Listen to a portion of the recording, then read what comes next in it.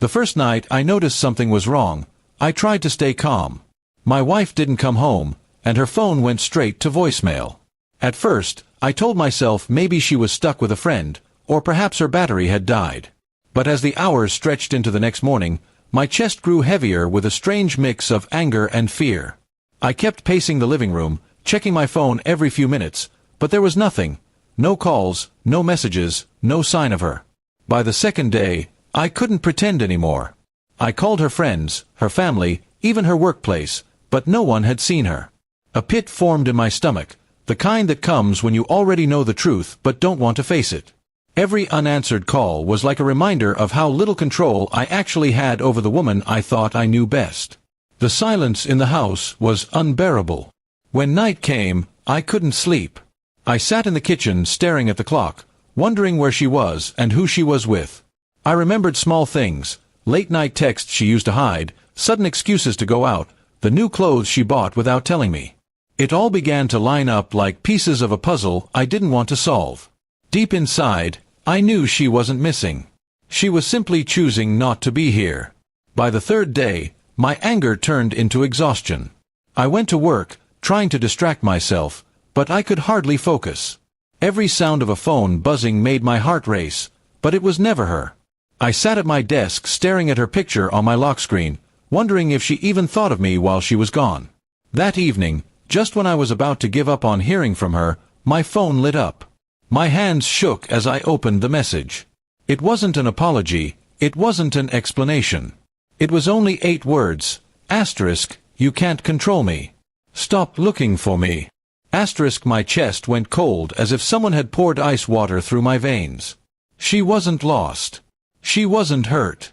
She wanted me to know she was free from me, from us, from everything we had built. I read the message again and again, hoping I had misunderstood. But the more I stared, the clearer it became. She wasn't coming back, not the same way. She had made a choice, and I had been left behind like a shadow she no longer wanted. I tried calling her right after, but she didn't answer. I sent messages, asking where she was, begging her to talk. Nothing came back. Her silence spoke louder than any fight we had ever had. It wasn't just absence, it was rejection. The house felt different after that text. I looked around and saw the pieces of her everywhere. Her perfume on the dresser, her sweater on the chair, the framed photo of us smiling from 2 summers ago. Each one was a cruel reminder of a life that had been slipping through my hands long before I realized it. I thought about the vows we had made, the promises we whispered when no one else could hear. How could those words mean so little to her now? I had loved her with everything I had, and in return, she vanished without a word and sent me a message like I was some stranger clinging too hard. The next morning, I deleted her text, but the words stayed in my mind. You can't control me. Maybe she thought love was control. Maybe she wanted freedom more than loyalty.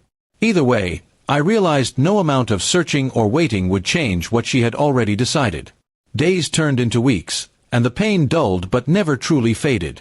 People told me to move on, to let go, but letting go felt like admitting I was never enough. I kept asking myself what I had done wrong, what signs I had missed, but there was no answer.